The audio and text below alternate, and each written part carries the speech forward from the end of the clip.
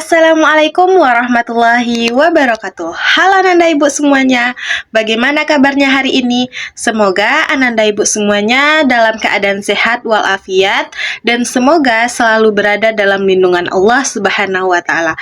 Amin, amin ya Rabbal 'Alamin. Nah, pada pertemuan kali ini kita akan membahas tentang materi fikih, yaitu tentang bab sujud sahwi. Nah, sebelum kita memulai pembelajaran agar Ananda Ibu semuanya dapat mengerti dan mudah memahami materi yang akan diajarkan hari ini, marilah kita membaca doa sebelum belajar terlebih dahulu. Nah, mari kita berdoa bersama-sama. Berdoa dimulai. Bismillahirrahmanirrahim. Raditu billahi rabba wa bil islami dina wa bi muhammadin nabiyyan wa rasula. Rabbi zidni ilma warzuqni fahma. Amin. Oke Ananda Ibu semuanya, Alhamdulillah kita sudah melakukan doa sebelum belajar. Dan dengan doa tadi kita berharap semoga pembelajaran kita pada hari ini diberi kelancaran oleh Allah Subhanahu wa Ta'ala, dan Ananda Ibu semuanya diberikan kemudahan dalam memahami dan mengerti apa yang akan kita pelajari hari ini. Amin, amin ya Rabbal 'Alamin. Oke Ananda Ibu semuanya, pada pertemuan kali ini kita akan mempelajari tentang materi sujud sahwi. Nah, sujud sahwi itu yaitu sujud yang kita lakukan ketika kita ragu, ketika kita ada kekurangan atau kelebihan jumlah rakaat dalam sholat, dan ada kita meninggalkan sunnah yang ada di dalam sholat. Nah, itu kita harus mengerjakan sujud sahwi. Jadi, sujud sahwi ini secara bahasa berasal dari kata soha yashu sahwan, yang artinya lupa atau lalai. Jadi, sujud sahwi itu adalah sujud yang dilakukan 2 kali karena kita meninggalkan sunnah di dalam sholat, atau kelebihan ataupun kekurangan jumlah rakaat dalam sholat, ataupun ragu dalam melaksanakan jumlah rakaat dalam sholat. Nah, pasti Ananda semuanya pernah kan ragu terkait jumlah rakaat dalam sholat. Misalnya Ananda sedang melaksanakan sholat isya. Nah, lalu Ananda ragu apakah ini sudah 4 rakaat atau 3 rakaat. Lalu Ananda memilih itu sudah 4 rakaat dan Ananda melakukan salam.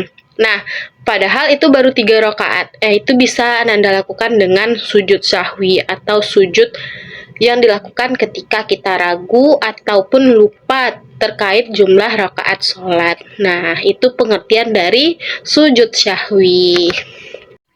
Nah, Ananda Ibu semuanya, selanjutnya kita akan membahas tentang sebab-sebab kenapa kita melaksanakan sujud sahwi. Nah, sujud sahwi tadi, seperti yang kita ketahui bahwa sujud sahwi itu adalah sujud yang dilakukan oleh seseorang ketika sholat, ketika dia lupa dalam mengerjakan atau ragu dalam mengerjakan sesuatu.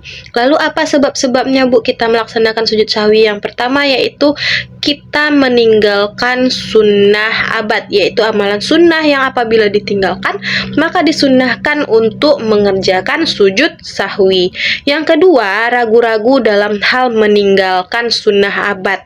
Yang ketiga, mengerjakan sesuatu yang ketika kita sengaja mengerjakannya, maka itu dapat membatalkan sholat. Namun ketika kita lupa dalam atau tidak sengaja dalam melakukannya, maka itu tidak membatalkan sholat, namun sunnah hukumnya untuk melakukan sujud sahwi. Lalu yang keempat, memindahkan rukun qauli atau ucapan ke tidak tempatnya. Maksudnya kayak gini, misal Ananda sedang ruku, nah yang Ananda baca adalah Quran surat Al-Fatihah, itu kan dibaca ketika kita sedang berdiri.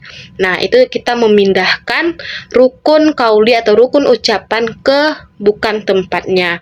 Lalu yang kelima, ragu dalam jumlah rakaat sholat.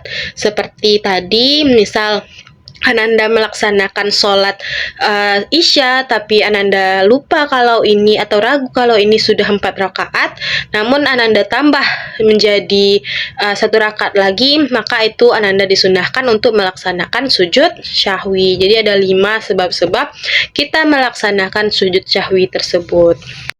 Oke Nanda Ibu semuanya, setelah kita mempelajari tentang sebab-sebab kenapa seseorang melaksanakan sujud syahwi, maka sekarang kita akan mempelajari bacaan yang akan dibaca dalam sujud syahwi tersebut. Nah, ada bacaan tertentu yang harus Ananda baca saat melaksanakan sujud syahwi. Apa bacaannya Bu? Yaitu Subhana ma la yanamu wa la yashu. Kita ulangi lagi bersama-sama ya. Subhana ma la yanamu wa la yashu.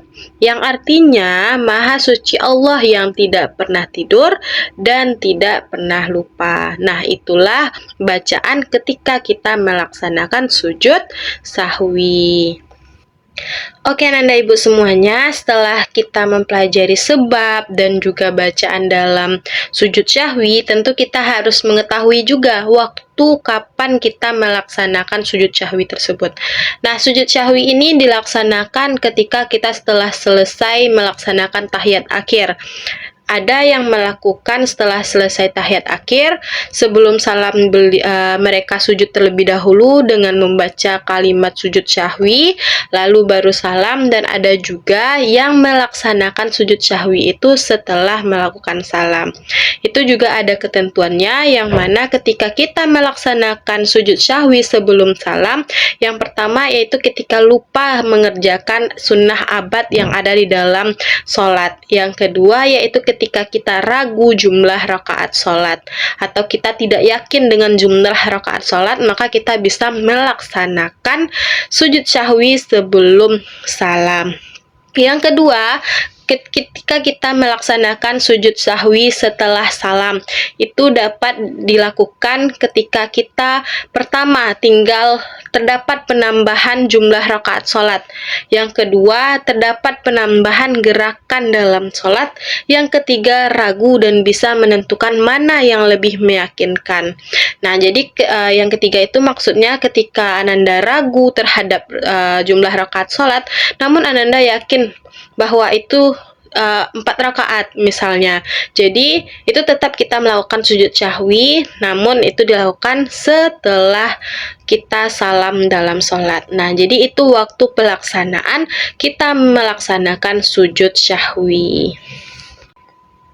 Oke Nanda semuanya, sekarang kita akan mempelajari tentang hikmah sujud syahwi. Nah, banyak hikmah yang dapat kita ambil dari pelaksanaan sujud syahwi ini. Di antaranya yang pertama, menjauhkan diri dari sifat sombong dan takabur. Yang kedua, menumbuhkan sikap rendah hati di hadapan Allah. Yang ketiga, menumbuhkan kesadaran dan kelemahan kita sebagai hamba. Karena manusia itu tidak luput dari kesalahan yang namanya lupa. Yang keempat yaitu menyadari manusia bahwa manusia itu sering salah dan juga lupa, sehingga harus banyak memohon ampun kepada Allah. Nah, dengan cara melakukan sujud syahwi tersebut. Nah, itulah hikmah yang dapat kita ambil dari pelajaran sujud syahwi ini. Nah, jadi Ananda semuanya setelah mempelajari sujud syahwi ini, Ananda bisa menerapkannya ketika Ananda ragu atau lupa dalam mengerjakan rakaat ataupun sunnah di dalam sholat fardu ataupun sholat sunnah. Jadi diharapkan bisa mengerjakan sujud syahwi ini. Oke Ananda Ibu semuanya, mungkin sekian materi kita pada pertemuan kali ini tentang sujud syahwi. Semoga Ananda Ibu semuanya dapat memahami materi yang kita pelajari hari ini dan dapat mengimplementasikannya dalam kehidupan sehari-hari. Nah, karena pembelajaran kita telah selesai, mari kita ucapkan Alhamdulillahirabbil alamin dan kita sempurnakan dengan doa kafaratul majelis. Subhanakallahumma wa bihamdika asyhadu an la ilaha illa anta astaghfiruka wa atubu ilain. Nah, Ibu tutup pembelajaran kita pada hari ini dengan wabillahi taufik wal hidayah. Wassalamualaikum warahmatullahi wabarakatuh.